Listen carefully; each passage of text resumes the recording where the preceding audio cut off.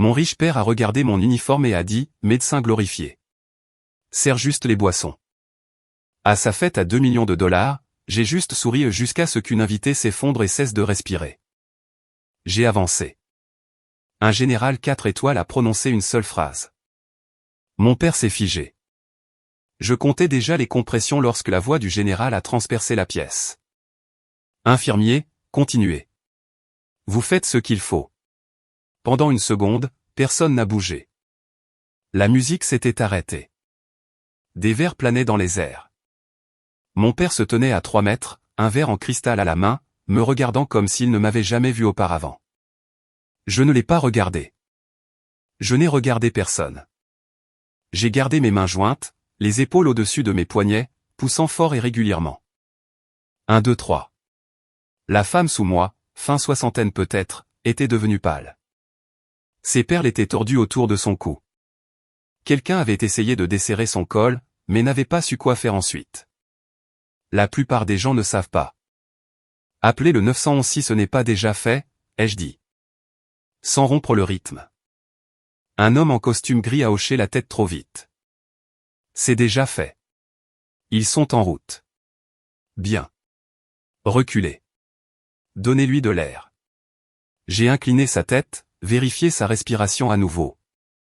Rien. Pas de mouvement de la poitrine. Pas de réponse. 30 compressions, me suis-je dit doucement, puis des insufflations. J'avais prononcé ces mots 100 fois à l'entraînement. Des intentions dans la poussière de pièces qui ne ressemblaient en rien à celle-ci avec ses lustres et son marbre poli et un quatuor à cordes qui s'était tu dans un coin. J'ai compté à nouveau. 1, 2, 3. 20 minutes plus tôt, je tenais un plateau. C'est la partie dont les gens se souviennent quand ils racontent l'histoire maintenant. Pas le nom de la femme, Margaret. Je l'ai appris plus tard. Pas la légère odeur d'agrumes et de whisky cher dans la pièce. Pas la façon dont mes mains étaient endolories après. Ils se souviennent du plateau. Mon père me l'avait placé dans les mains lui-même. Être juste avec les boissons, avait-il dit comme si c'était la chose la plus naturelle du monde. Il n'avait pas élevé la voix. Il ne le faisait jamais. Il n'avait pas besoin de le faire. Il m'avait d'abord regardé de haut en bas, mon uniforme repassé, les rubans propres, alignés, les chaussures polies au point que je pouvais voir le reflet des lumières du plafond. Puis il avait souri juste un peu, comme il le faisait quand j'étais enfant et qu'il pensait que je ne comprenais pas quelque chose. Médecin glorifié, avait-il ajouté juste assez fort pour que le couple à côté de lui entende. Ne faisons pas de scène ce soir. Je me souviens de la femme à côté de lui qui avait eu un rire poli. Pas méchant, juste en accord avec le ton de la pièce. Je n'ai pas discuté. J'ai pris le plateau et j'ai souri. La maison était située sur une colline à l'extérieur d'Austin, le genre d'endroit où les gens ralentissaient pour regarder en passant. Pierre blanche, grande fenêtre, une longue allée bordée de chênes taillés. Mon père l'avait acheté il y a 5 ans après l'entrée en bourse de son entreprise. Il avait invité la moitié de la ville ce soir-là, des investisseurs, des politiciens, quelques non-militaires que je reconnaissais dans des articles et des briefings, y compris le général. Je n'avais pas su qu'il serait là avant de le voir de l'autre côté de la pièce, grand, posé, parlant doucement avec un petit groupe près du bar. 4 étoiles sur ses épaules. Le genre de présence qui transforme une pièce sans effort. J'avais gardé mes distances. Pas parce que j'étais intimidé, mais parce que je travaillais. Vin blanc, avais-je demandé à un homme près du piano. Merci, dit-il en prenant un verre. Ses yeux se posèrent sur mon uniforme. Vous êtes militaire? Oui, monsieur. Il hocha la tête, approbateur. Bien. Bien. Puis il retourna à sa conversation. Ce fut la soirée en une phrase. Je me suis déplacé de groupe en groupe, j'ai rempli des verres, j'ai contourné des conversations qui n'avaient rien à voir avec moi. Mon père ne m'a pas présenté. Pas comme sa fille. Pas comme quoi que ce soit. 30. J'ai fait une pause, incliné sa tête à nouveau et donné 2 insufflations. Sa poitrine s'est légèrement soulevée cette fois. C'était quelque chose. Allez, ai-je murmuré. Restez avec moi. Quand je suis revenu aux compressions, j'ai remarqué que le général s'était rapproché, sans interférer, juste en observant, ses yeux calmes, saisissant chaque mouvement. Vous êtes centré, dit-il doucement, presque à lui-même. Bonne profondeur. J'ai hoché la tête une fois sans lever les yeux. Autour de nous, des gens avaient formé un cercle, mais ils n'étaient plus serrés. Ils s'étaient reculés comme je l'avais demandé. De l'espace, de l'air, de la place pour travailler. Mon père n'avait pas bougé. Il tenait toujours ce verre. Je n'avais pas prévu de venir ce soir-là. C'est la vérité. Ma mère avait appelé une semaine plus tôt, sa voix plus douce que d'habitude. Il a demandé si tu serais là, dit-elle. Vraiment, avais-je répondu.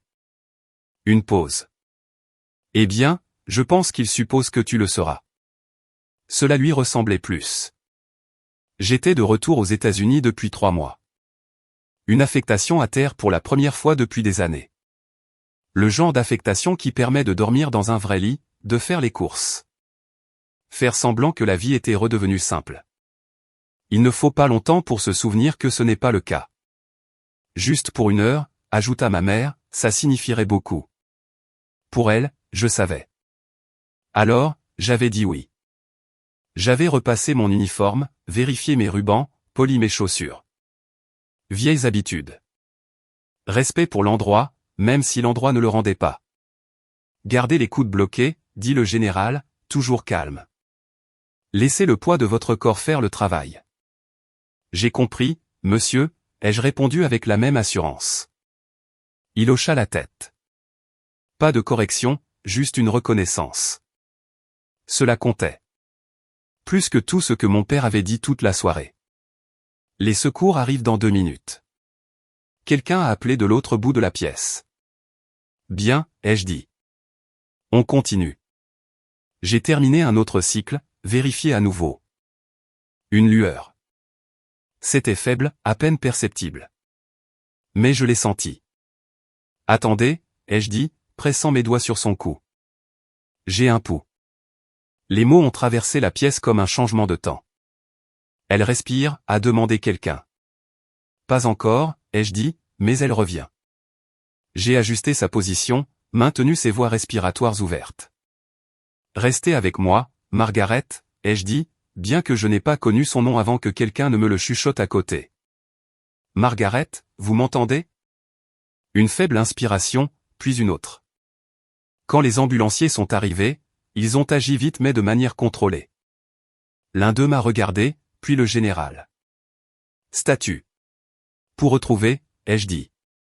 Respiration assistée, pas de traumatisme évident. Ils ont hoché la tête, prenant le relais avec une facilité habituelle. Bon travail, a ajouté l'un d'eux doucement. Je me suis enfin reculé. Mes mains étaient stables, mais je pouvais sentir la tension dans mes épaules maintenant, la douleur sourde s'installant. La pièce a commencé à respirer à nouveau. Les conversations ont repris en murmures discrets. Le quatuor ne s'est pas remis à jouer, mais quelqu'un a remis la musique, plus doucement cette fois.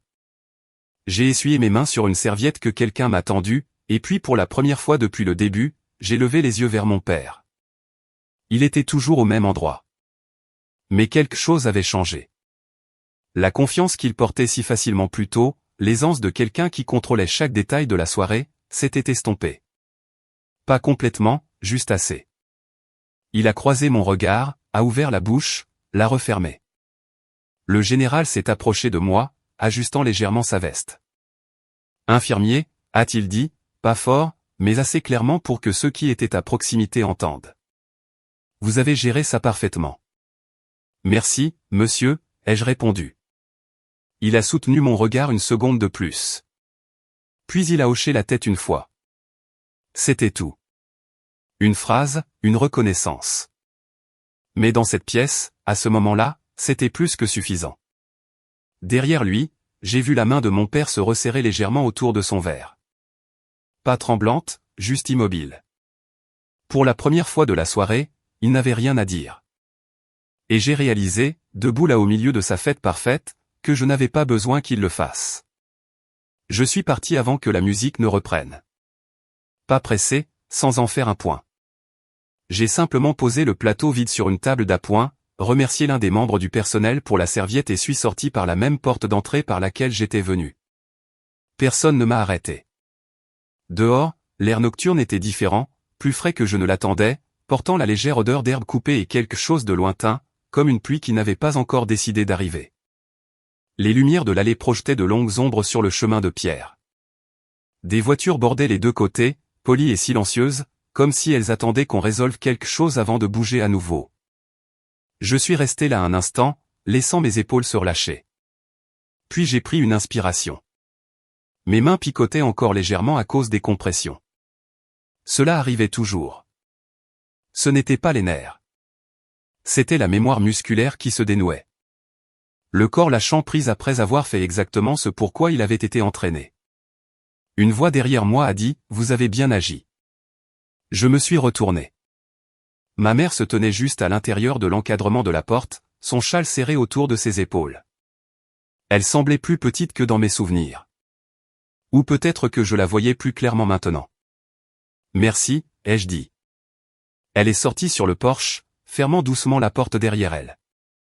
Pendant un instant, nous avons toutes les deux regardé à travers la vitre. À l'intérieur, les gens bougeaient à nouveau. Les conversations reprenaient sur des tons prudents. Le genre de normalité prudente qui suit quelque chose dont personne ne sait vraiment comment parler. « Ton père » commença-t-elle. J'ai secoué doucement la tête. C'est bon. Elle a étudié mon visage, cherchant quelque chose de blessé, peut-être de la colère. Je n'ai rien dit, a-t-elle dit doucement. Je savais que cela avait toujours été la dynamique entre nous. Elle n'interférait pas. Elle arrangeait les choses. Elle espérait que les choses se résoudraient d'elles-mêmes. Parfois, c'était le cas. La plupart du temps, non. Il était fier, a-t-elle ajouté après un moment, presque comme si elle se convainquait elle-même. Je n'ai pas répondu tout de suite. Au lieu de cela, je me suis légèrement appuyé contre la balustrade du porche, regardant la longue étendue de l'allée qui menait à la route. Je me suis souvenu d'y avoir fait du vélo quand j'étais enfant, essayant d'atteindre le bas sans tomber. Mon père se tenant au sommet une fois, regardant, me disant d'être prudente, mais ne descendant pas. Il n'avait pas l'air fier, ai-je dit finalement. Les doigts de ma mère se sont légèrement resserrés sur le bord de son châle. Il ne sait pas toujours comment le montrer, a-t-elle dit. J'ai laissé cela s'installer entre nous. Ce n'était pas une nouvelle information. Ce n'était pas faux non plus. Mais ce n'était pas suffisant. Je devrais y aller, ai-je dit. Elle a hoché la tête, bien que cela lui ait pris une seconde. Tu m'appelleras ? Oui, ai-je dit. Je le ferai. Je le pensais. Je le pensais toujours. Le retour en ville fut silencieux. J'ai gardé les fenêtres ouvertes sur les premiers kilomètres, laissant l'air circuler dans la voiture. Cela m'a aidé à éclaircir les idées. La route serpentait doucement, les lampadaires espaçaient suffisamment pour laisser des poches d'obscurité entre eux.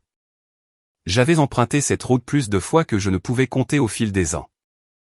D'abord en tant que passagère, puis en tant qu'adolescente impatiente de partir, plus tard seulement quand j'y étais obligé. Ce soir semblait différent. Pas plus léger, juste apaisé. Je me suis arrêté à un feu rouge près de la périphérie de la ville et j'ai aperçu mon reflet dans le rétroviseur. L'uniforme était toujours exactement comme il devait être. Pas de plis, pas de signe de ce qui venait de se passer. Cela faisait partie du travail. Vous faites le travail. Puis vous passez à autre chose. Les gens supposent que des décisions comme la mienne arrivent d'un coup. Qu'un jour vous vous réveillez et dites « Je vais m'engager dans l'armée ». Et que tout se met en place à partir de là. Ce n'est pas comme ça. Du moins, ça ne l'a pas été pour moi. Je me souviens de la première fois où j'ai dit à mon père que j'y pensais.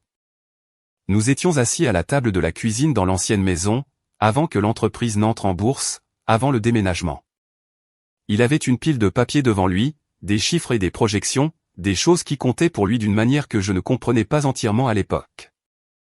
J'envisage de m'engager, ai-je dit. Il n'a pas levé les yeux tout de suite. Quand il l'a fait, son expression était calme. Trop calme. À quel titre, a-t-il demandé. Médical, ai-je dit. Formation d'infirmier. Il s'est légèrement adossé, joignant les mains. Pourquoi, a-t-il demandé. Ce n'était pas de la curiosité, c'était une évaluation. Je veux faire quelque chose qui compte, ai-je dit. Il a soutenu mon regard un instant, puis a hoché légèrement la tête comme s'il reconnaissait un point dans une discussion. Il y a de nombreuses façons de compter, a-t-il dit. Certaines d'entre elles n'impliquent pas de se mettre en danger inutilement. J'y ai pensé, ai-je dit. J'en suis sûr. C'était sa façon de dire qu'il n'était pas d'accord sans élever la voix. Et l'école, a-t-il ajouté. Droit des affaires, vous êtes capable de plus que cela. Cela, dans son langage, couvrait tout ce qu'il ne considérait pas comme stratégique. Ce n'est pas moins, ai-je dit doucement. C'est juste différent. Il n'a pas répondu. Au lieu de cela, il a repris son stylo et est retourné à ses papiers. La conversation était terminée. J'y suis allé quand même. L'entraînement n'était pas ce à quoi je m'attendais. C'était plus difficile. Pas seulement physiquement, bien que cette partie fût bien réelle, mais dans la façon dont cela dénudait les choses. On apprend vite ce qui compte et ce qui ne compte pas. Il n'y a pas beaucoup de place pour quoi que ce soit entre les deux. La première fois que j'ai dû pratiquer la RCR à l'entraînement, mes mains tremblaient. Pas de peur, mais du poids de la tâche. Un instructeur se tenait au-dessus de moi, observant chaque mouvement. Bloquez vos coudes, dit-il. Utilisez le poids de votre corps. N'hésitez pas. Jamais. J'ai hoché la tête, ajustant ma position à nouveau. Nous avons pratiqué jusqu'à ce que le mouvement devienne automatique, jusqu'à ce que le compte tourne en arrière-plan de tout le reste. 1, 2, 3. C'est devenu une partie de moi. Mon téléphone a vibré sur le siège passager, me ramenant au présent. Un message d'un numéro inconnu. Je l'ai regardé au prochain feu rouge. C'est le général Harris. Je voulais saluer vos actions ce soir. Travail remarquable. Je l'ai lu 2 fois, puis une 3e. Pas parce que je ne le comprenais pas, mais parce que je le comprenais, et parce que c'était simple, direct. Pas de mots superflus. J'ai répondu. Merci, monsieur. Je faisais juste mon travail. J'ai hésité une seconde, puis j'ai appuyé sur envoyer. Un instant plus tard, 3 points sont apparus. C'est exactement le point. J'ai laissé échapper un petit souffle que je n'avais pas réalisé que je retenais. Puis, j'ai posé le téléphone et j'ai continué à conduire. Au moment où j'ai atteint mon appartement, la ville s'était installée dans son rythme habituel. Quelques lumières encore allumées dans les bâtiments voisins. Un couple promenant un chien sur le trottoir. Des choses ordinaires. Je me suis garé, j'ai éteint le moteur et je suis resté là un instant dans le calme. La nuit s'est rejouée en morceaux. Le plateau, les mots, le moment au sol, la voix du général, le silence de mon père. Je ne me sentais pas victorieuse. C'est ce que les gens ne comprennent pas toujours. Il n'y avait pas de sentiment de victoire, juste une sorte de clarté. J'ai ouvert la portière de la voiture et je suis sorti. Demain, les choses reprendraient leur cours normal. Routine de travail, le rythme régulier des jours qui ne font pas la une.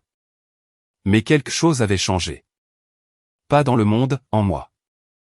Et peut-être avec le temps en lui. Les gens entendent le mot infirmier et s'imaginent un sac avec une croix rouge dessus. Des bandages. Peut-être un stéthoscope.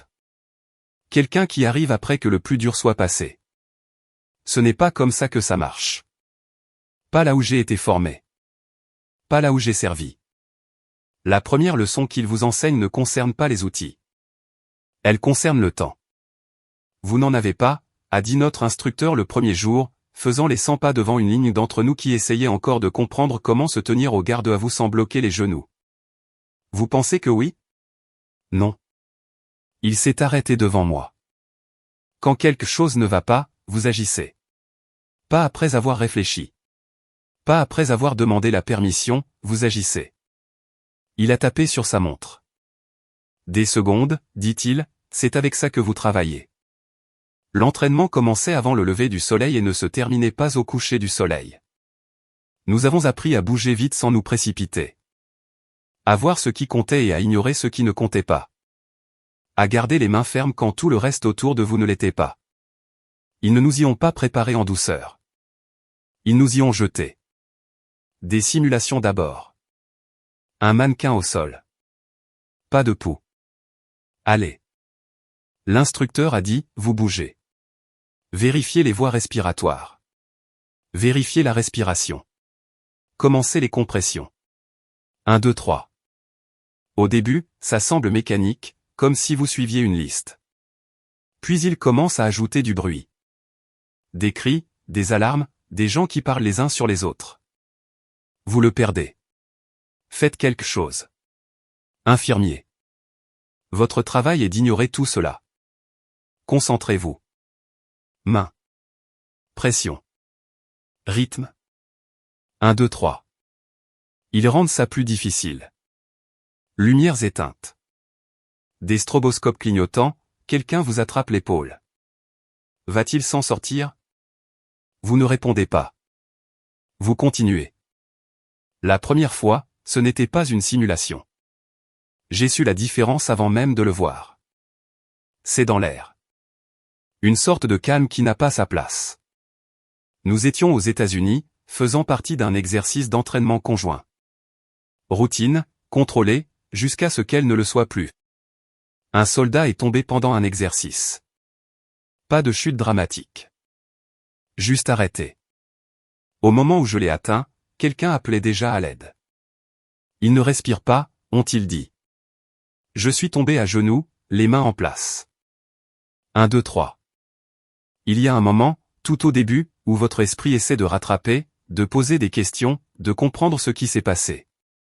Vous ne le laissez pas faire. Vous restez avec ce que vous savez. Pression, profondeur, compte. 1, 2, 3. Quelqu'un s'est agenouillé à côté de moi, prêt avec l'équipement. Un autre a dégagé de l'espace. Personne n'a paniqué.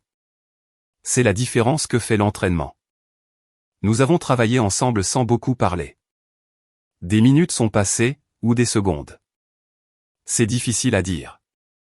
Puis un souffle, petit, faible, mais là. Pou, ai-je dit. Le mot semblait solide dans ma bouche. Nous l'avons stabilisé, l'avons mis sur une civière, l'avons fait évacuer. Plus tard, quelqu'un m'a dit qu'il s'en était sorti. Je n'ai pas célébré. J'ai juste écrit le rapport.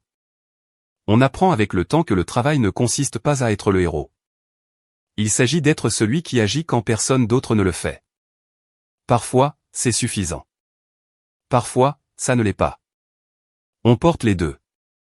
Mon père n'a jamais rien demandé de tout cela. Pas vraiment. Il me demandait où j'étais affecté, combien de temps je serais absente, quand je reviendrais, des questions de logistique, des échéanciers, des choses qui tenaient dans un calendrier.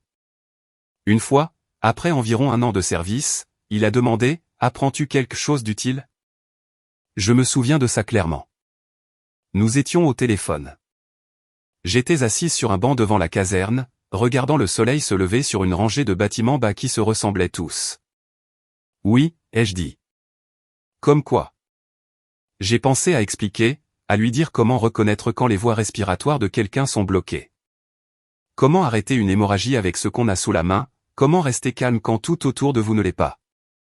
Au lieu de cela, j'ai dit, comment aider les gens. Il y a eu une pause. Je vois, dit-il. Il n'a rien demandé d'autre. De retour à mon appartement le lendemain matin, je me suis réveillé tôt par habitude. La lumière à travers les stores était douce, le genre qui fait que tout semble un peu plus lent que ce qu'il est. J'ai fait du café, me suis assise à la petite table près de la fenêtre. Mon téléphone a vibré à nouveau. Un autre message du général. J'aimerais déposer une mention élogieuse officielle si cela vous convient. J'ai fixé l'écran un instant. Les mentions élogieuses officielles ne sont pas quelque chose que l'on recherche. Ce sont des choses qui arrivent autour de vous. Oui, monsieur. Merci, ai-je répondu. Quelques secondes plus tard. Bien mérité. J'ai posé le téléphone, pris une gorgée de café, regardé la rue en contrebas. Les gens commençaient leur journée. Marchant vers leur voiture, allant au travail, faisant les choses ordinaires qui remplissent la plupart de la vie. C'est à cela que sert le travail. Ces moments ordinaires. Les maintenir en marche. Vers midi, j'ai reçu un autre message. Celui-ci de ma mère. Elle est stable. La femme de la nuit dernière. Son mari a appelé à la maison. Il voulait te remercier. Je l'ai lu 2 fois. Puis j'ai répondu, je suis contente qu'elle aille bien. Un instant plus tard, ton père est à la maison. C'est tout ce qu'elle a dit. Je n'ai pas répondu tout de suite. Je ne savais pas quoi dire. À l'entraînement, ils vous disent autre chose aussi. Ce n'est pas dans les manuels. Ce n'est écrit nulle part officiellement. Mais vous l'entendez assez pour que ça reste. Les gens vous sous-estimeront, a dit un de mes instructeurs une fois, adossé à un mur après une longue journée. Non pas parce que vous ne pouvez pas faire le travail, mais parce qu'ils ne le comprennent pas. Il haussa les épaules. C'est bien. La compréhension n'est pas requise. Il s'est éloigné du mur, se dirigeant vers la porte. Le faire l'est. J'ai fini mon café, me suis habillé, vérifié mon équipement par habitude même si je ne partais pas en mission ce jour-là. Puis j'ai repris mon téléphone, fait défiler jusqu'au nom de mon père, fait une pause, puis j'ai verrouillé l'écran. Pas encore. Certaines choses n'ont pas besoin d'être précipitées. Certaines choses sont mieux laissées à s'arranger d'elles-mêmes. En milieu d'après-midi, l'appartement semblait trop silencieux. Cela arrive parfois après une nuit comme ça. Non pas parce que quelque chose ne va pas, mais parce que tout est encore en train de s'installer. Votre corps a rattrapé, mais votre esprit n'a pas tout à fait fini de démêler les choses. J'ai nettoyé la cuisine, essuyé les comptoirs qui étaient déjà propres. J'ai vérifié mon téléphone plus que nécessaire. Rien de nouveau. Vers 15 heures, je suis sorti. L'air s'était réchauffé. Quelques nuages dérivaient lentement dans un ciel clair du Texas. Les voisins vaquaient à leurs occupations. Quelqu'un tondait la pelouse. Un enfant faisait du vélo en cercles irréguliers. Une femme promenait son chien devant la rangée de boîtes aux lettres. Ordinaire.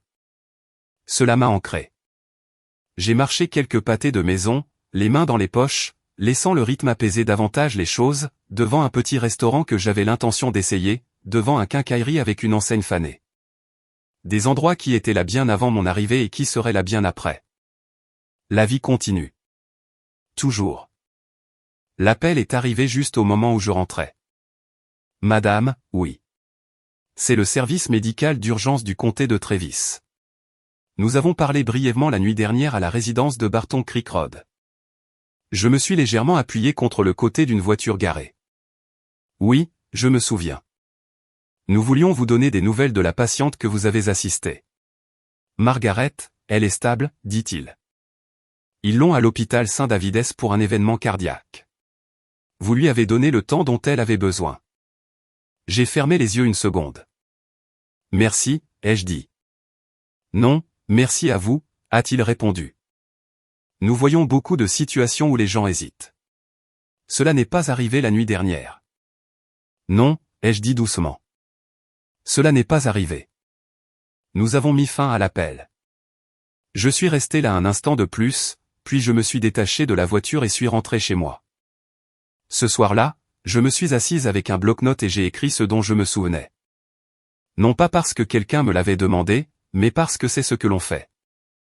Heure, position, état initial, actions entreprises. J'ai écrit en ligne claire et régulière. Pas de pouls, pas de respiration. RCR initié. 30 compressions, 2 insufflations, continuez jusqu'à récupération du pouls. Simple, précis, suffisant. Quand j'ai eu fini, j'ai posé le stylo et j'ai regardé la page.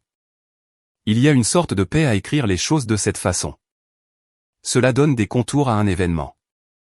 Cela l'empêche de s'étendre à tout le reste. Vers 19 heures, mon téléphone a vibré à nouveau. Ma mère. Je l'ai laissé sonner une fois de plus que d'habitude avant de répondre. Salut, ai-je dit. Salut, a-t-elle répondu. Sa voix semblait plus assurée que la nuit précédente. J'espère que je ne t'interromps pas. Non, ai-je dit.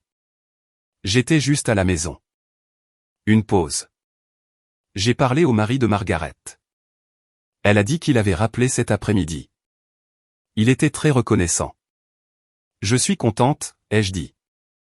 Il a dit que les médecins lui avaient dit que si personne n'avait commencé les compressions quand tu l'as fait, elle n'a pas fini la phrase.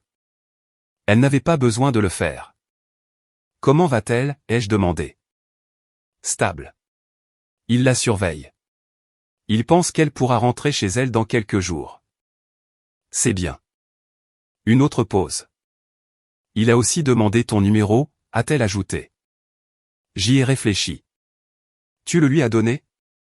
Non, dit-elle. Je lui ai dit que je te demanderai d'abord. Merci. Si tu es d'accord, je peux le lui transmettre. J'ai hoché la tête même si elle ne pouvait pas me voir. C'est bon. Je le ferai, dit-elle. Nous sommes restés un instant en silence. Il y avait autre chose. Je pouvais l'entendre. Ton père, commença-t-elle à nouveau. J'ai expiré doucement. Oui, il n'a pas dit grand-chose aujourd'hui, a-t-elle dit. Il a annulé ses réunions. Cela a attiré mon attention. Il ne fait jamais ça, ai-je dit. Je sais. Que fait-il? Il marche, a-t-elle dit.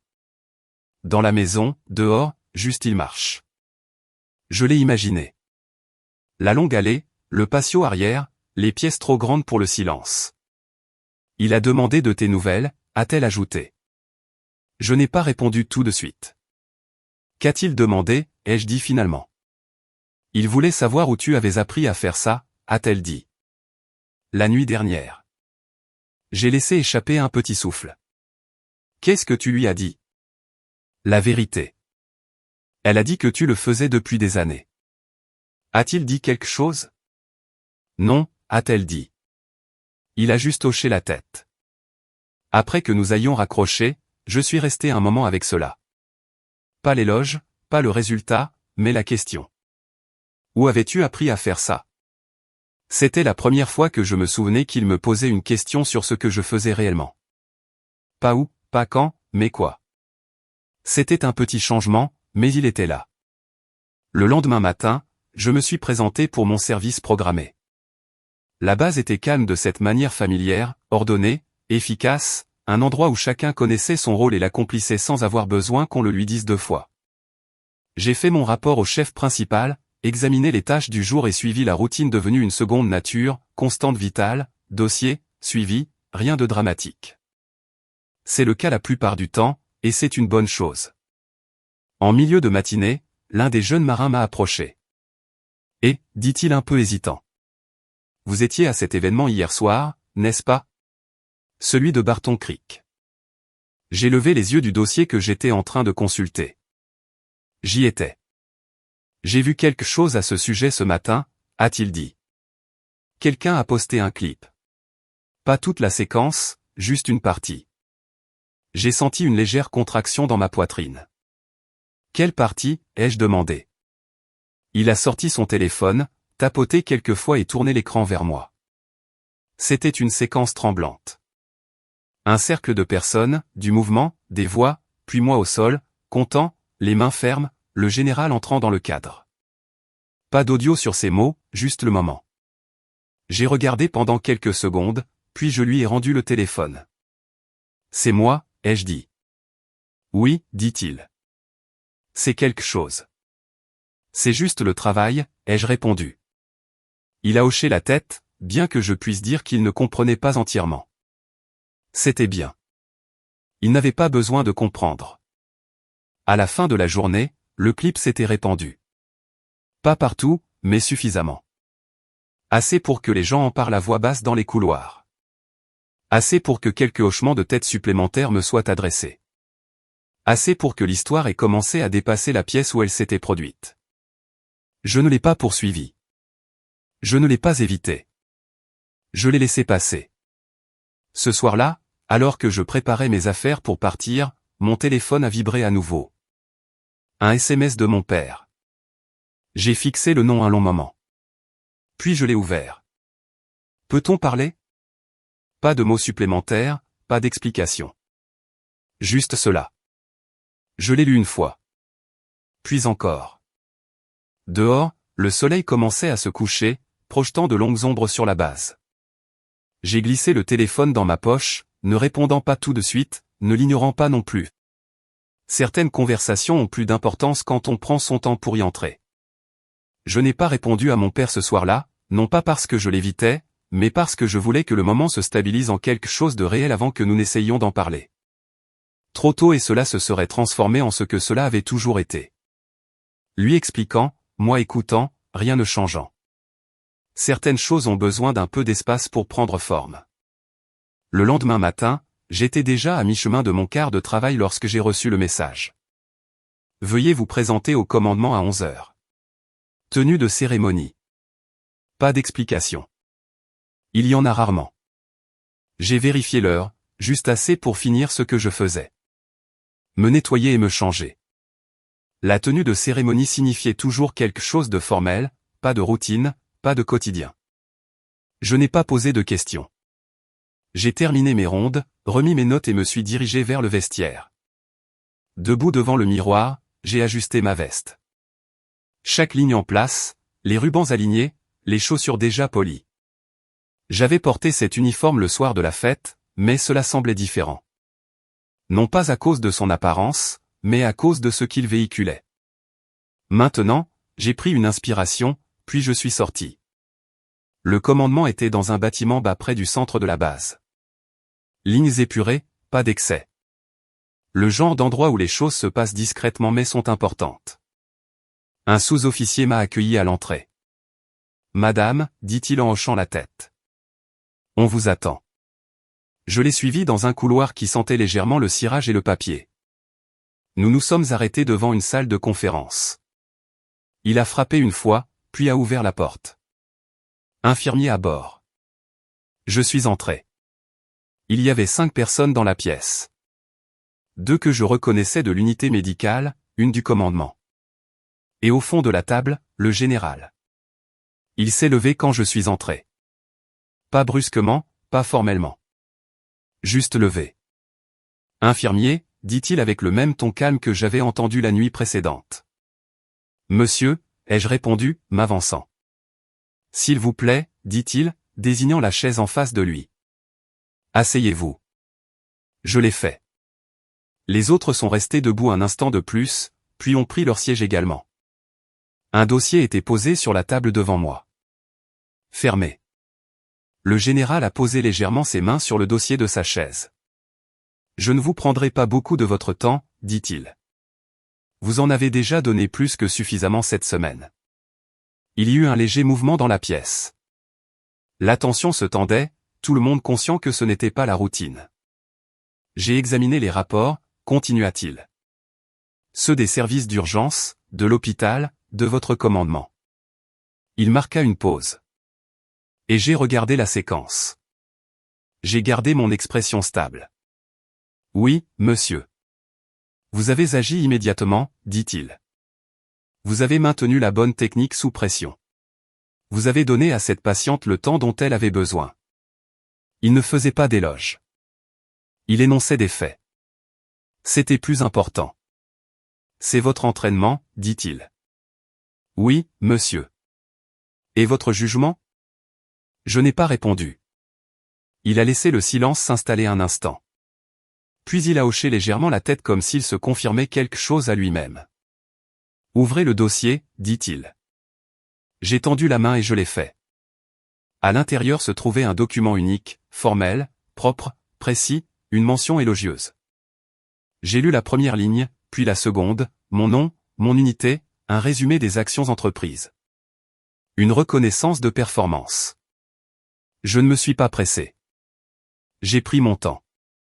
Quand j'ai eu fini, j'ai fermé doucement le dossier. Monsieur, ai-je dit, c'est pour vous, a-t-il répondu. Une reconnaissance officielle. Elle sera inscrite à votre dossier. Merci. Il a légèrement incliné la tête. Puis, après une brève pause, il a dit quelque chose qui n'était écrit nulle part sur cette page. Des moments comme ça ne s'annoncent pas, dit-il. Il ne vous donne pas le temps de vous préparer. Soit vous intervenez, soit vous n'intervenez pas. Son regard a rencontré le mien. Vous l'avez fait?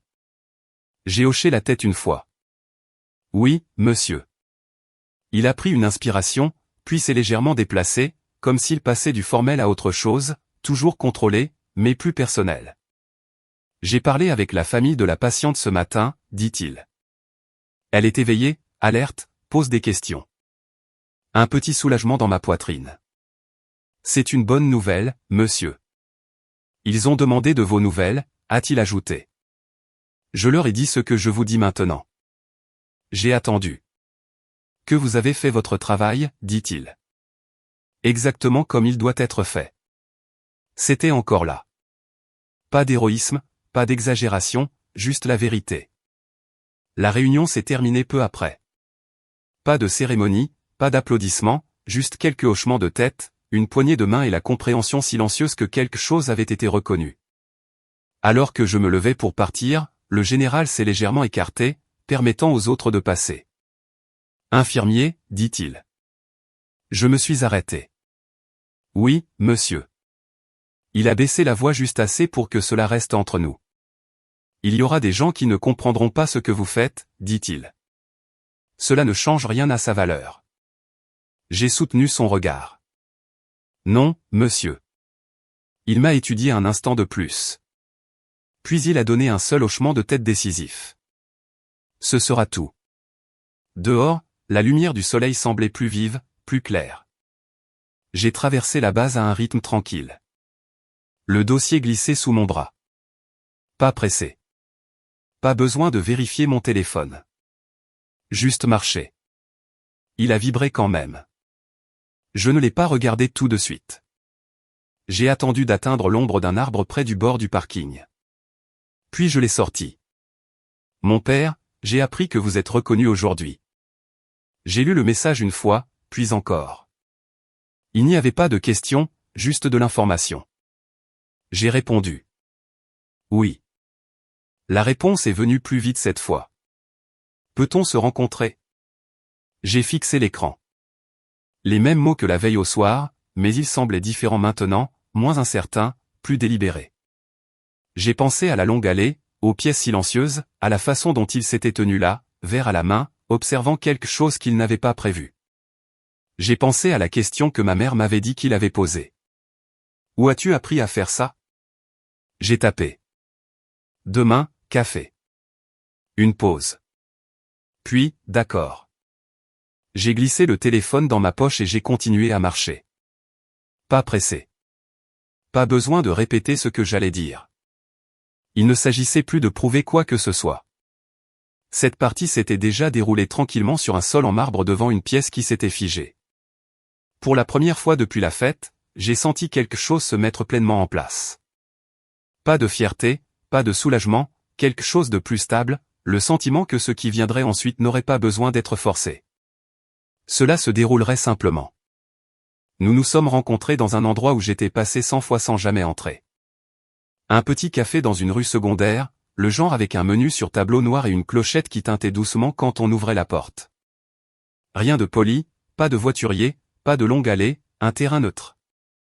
Je suis arrivé tôt, non pas pour me préparer, juste pour m'asseoir. J'ai commandé un café noir, pris une table près de la fenêtre et observé la rue. Un couple passait. Un camion de livraison était au ralenti sur le trottoir. Un homme lisait un journal à 2 tables de là, tournant chaque page avec soin. Ordinaire. Cela m'a apaisé. Mon père est entré 10 minutes plus tard. Il a fait une pause juste après la porte, s'ajustant légèrement tandis que ses yeux parcouraient la pièce. Il n'était pas habitué à des endroits comme celui-ci. Cela se voyait non pas par un malaise exact, mais par la façon dont il mesurait l'espace. Puis il m'a vu. Il a hoché la tête une fois. Je me suis levé. Nous ne nous sommes pas embrassés. Nous ne nous sommes pas serré la main. Il s'est assis en face de moi, posant son téléphone face contre la table. Pas de verre, pas de public, pas de pièce à contrôler. Merci d'être venu, dit-il. Sa voix était égale, mesurée. J'ai dit que je viendrais, ai-je répondu. Un serveur s'est approché. Que puis-je vous servir, a-t-elle demandé. Café, dit-il. Noir. Elle a hoché la tête et s'est éloignée. Le silence s'est installé entre nous. Pas lourd. Juste présent. J'ai parlé au général, dit-il. J'ai légèrement haussé un sourcil. Vous l'avez fait?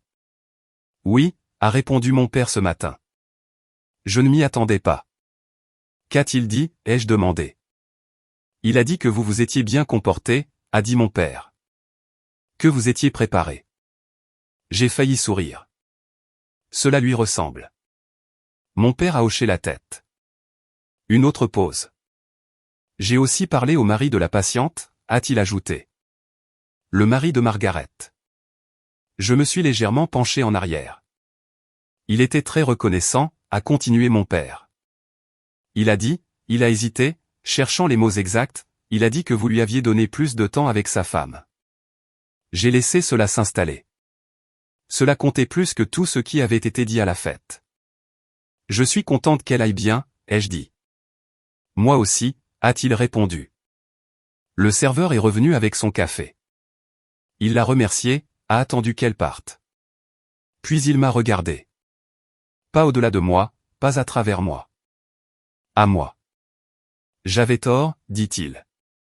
Pas de préambule, pas d'explication, juste cela. Je n'ai pas répondu tout de suite parce que je voulais entendre ce qui viendrait après. Il a pris une inspiration. Je n'ai pas compris ce que vous faites, dit-il. Je pensais l'avoir fait. Je ne l'ai pas fait. J'ai hoché la tête une fois. C'est juste, ai-je dit. Ce n'est pas juste, a-t-il répondu doucement. Pas entièrement. Une autre pause. Je l'ai réduit, a-t-il continué. Simplifié. Niant des termes avec lesquels j'étais à l'aise. Des termes commerciaux, ai-je dit. Oui. Il a enveloppé ses mains autour de la tasse de café, ne la buvant pas encore. J'ai passé ma vie à mesurer la valeur en fonction des résultats, dit-il. Je peux voir. Des chiffres, de la croissance, du contrôle. Il a jeté un bref coup d'œil par la fenêtre, puis est revenu à moi. Ce que vous faites ne correspond pas à cela. Non, ai-je dit, ça ne correspond pas. Il a expiré lentement. Quand je vous ai vu sur ce sol, dit-il, j'ai réalisé quelque chose. J'ai attendu. Je ne savais pas quoi faire, dit-il. Voilà. Pas à propos de moi, mais à propos de lui. La pièce ne savait pas quoi faire, ai-je dit. C'est vrai, a-t-il répondu. Mais j'ai l'habitude d'être celui qui agit. J'ai hoché la tête. Je sais. Il a soutenu mon regard. Et je n'ai pas agi, dit-il. Pas de défensive. Pas d'excuse. Juste un fait. Cela arrive, ai-je dit. Il a esquissé un petit sourire, presque sans humour. Je n'aime pas ça, a-t-il admis. Je ne m'y attendais pas. Nous sommes restés silencieux un instant. Puis il a dit quelque chose que je n'avais pas entendu de sa part depuis longtemps. Où as-tu appris à faire ça? Pas comme un défi, pas comme un test, mais comme une question. J'y ai répondu. L'entraînement, ai-je dit, la répétition, les situations où l'on ne peut pas hésiter. Il a écouté, sans m'interrompre. D'abord on apprend les étapes, ai-je continué. Puis on apprend à leur faire confiance. Puis on apprend à se faire confiance. Il a hoché la tête lentement. Et la peur, a-t-il demandé. Elle est là, ai-je dit. On ne la laisse juste pas nous guider. Il y a réfléchi, puis a hoché la tête à nouveau. Je vous ai traité de médecin glorifié, a-t-il dit après un instant. Il n'a pas adouci les mots. Il n'a pas fait comme s'ils n'avaient pas été prononcés. Oui, ai-je répondu. C'était méprisant, dit-il. Oui, ai-je dit à nouveau. Une autre pause. Je ne le ferai plus, dit-il. Ce n'était pas dramatique. Ce n'étaient pas des excuses enveloppées d'émotions. C'était une décision. Je l'ai acceptée de la même manière. D'accord, ai-je dit. Nous avons terminé notre café. Pas pressé, pas non plus à faire traîner les choses. À un moment donné, il a demandé mon emploi du temps, non pas pour le contrôler, juste pour comprendre. Je lui ai dit, il a hoché la tête. Nous avons parlé de ma mère, de la maison, de petites choses qui avaient été absentes pendant longtemps. Rien de forcé, rien de répété. Quand nous nous sommes levés pour partir, il a hésité une fraction de seconde. Puis il a fait quelque chose de simple. Il a posé une main légère sur mon épaule. Pas ferme, pas ostentatoire. Juste là. Je suis content que tu sois venu, dit-il. Moi aussi, ai-je répondu. Il a hoché la tête. Puis il est sorti dans la rue, se mêlant au mouvement des gens qui n'avaient aucune idée de qui il était. Pour une fois, cela ne semblait pas le déranger. Je l'ai regardé partir. Puis je me suis tourné dans la direction opposée et j'ai commencé à marcher. Pas de précipitation, pas d'attente, juste le rythme régulier des pas sur le trottoir. Ce soir-là, mon téléphone a vibré une fois de plus. Un message de ma mère. « Comment ça s'est passé ?» J'ai répondu. C'était différent. Un instant plus tard, différent, c'est bien. J'ai souri légèrement. J'ai posé le téléphone et j'ai laissé le calme s'installer. Une semaine passa. Pas le genre qui marque les esprits.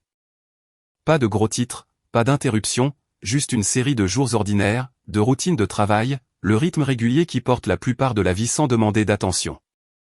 C'est là que les choses changent habituellement. Pas au moment dont tout le monde parle après. Margaret est rentrée à la maison un jeudi. Je ne suis pas allé la voir tout de suite. Ce n'était pas ma place. Ce que j'avais fait appartenait à cette nuit, à ce sol, à ces quelques minutes qui comptaient. Mais son mari a rappelé. Sa voix était plus assurée cette fois, fatiguée mais plus légère. Elle demande de vos nouvelles, dit-il. Elle ne se souvient pas de grand-chose, juste que quelqu'un était là. C'est suffisant, ai-je répondu. Il marqua une pause. Vous nous avez donné plus de temps, dit-il à nouveau. Je ne l'ai pas corrigé. Je n'ai pas développé. De rien, ai-je dit. Nous en sommes restés là. La mention élogieuse a été traitée discrètement. Pas de cérémonie, pas de discours, juste un document ajouté à mon dossier, une ligne qui s'ajouterait à d'autres. Chacune marquant un moment déjà passé. C'est comme ça que la plupart du temps ça marche. Vous faites le travail. C'est noté. Vous passez à autre chose.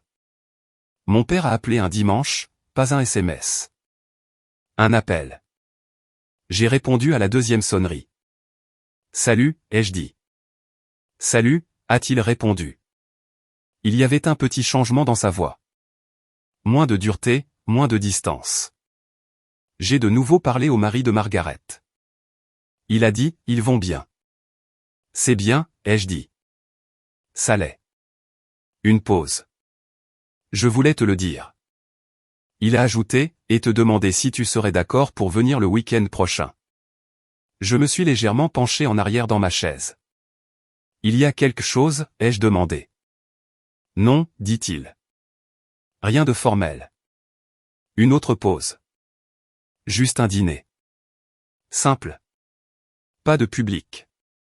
Pas de représentation. J'y ai réfléchi.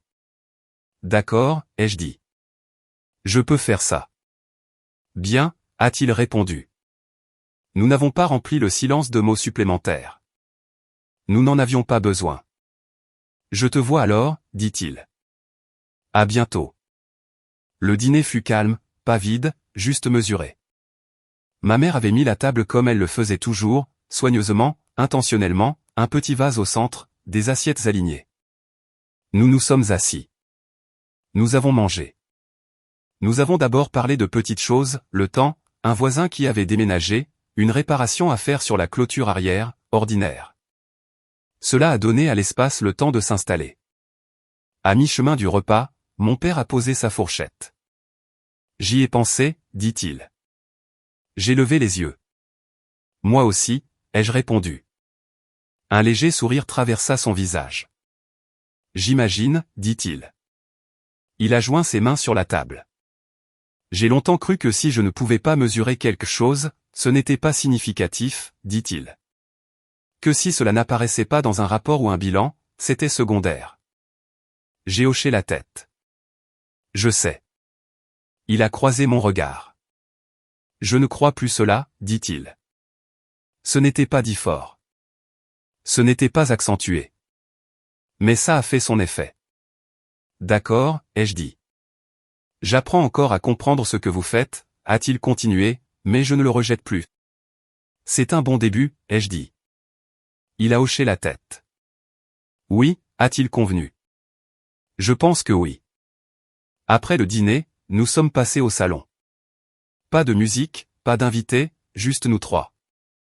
À un moment donné, ma mère s'est excusée pour débarrasser les plats, nous laissant seuls. Mon père a regardé la bibliothèque de l'autre côté de la pièce, puis est revenu à moi. J'ai dit à quelqu'un cette semaine que ma fille est dans la marine, a-t-il dit. J'ai attendu. Je n'ai rien ajouté, dit-il.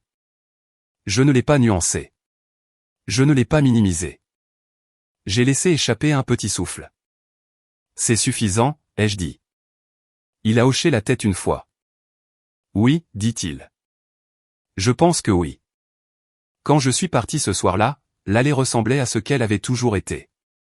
Les lumières, les arbres, la longue étendue menant à la route, mais elle semblait différente. Non pas parce que l'endroit avait changé, mais parce que quelque chose en lui avait changé. Sur le chemin du retour, j'ai pensé au moment sur le sol, au conte, au souffle, à la façon dont la pièce s'était figée, et à la phrase qui avait suivi. Vous faites ce qu'il faut. Ce n'était pas dramatique. Ce n'était pas censé l'être, mais cela avait tout changé ce qui devait l'être. Pas seulement pour moi, pour lui. Les gens parlent de vengeance comme si c'était quelque chose de bruyant, quelque chose qui s'annonce, quelque chose qui ne laisse aucun doute sur qui a gagné. Ce n'était pas ce que j'ai ressenti. Il n'y avait pas de victoire, pas de triomphe, juste un alignement, un moment où ce que je faisais et qui j'étais correspondait enfin d'une manière qui n'avait pas besoin d'être expliquée.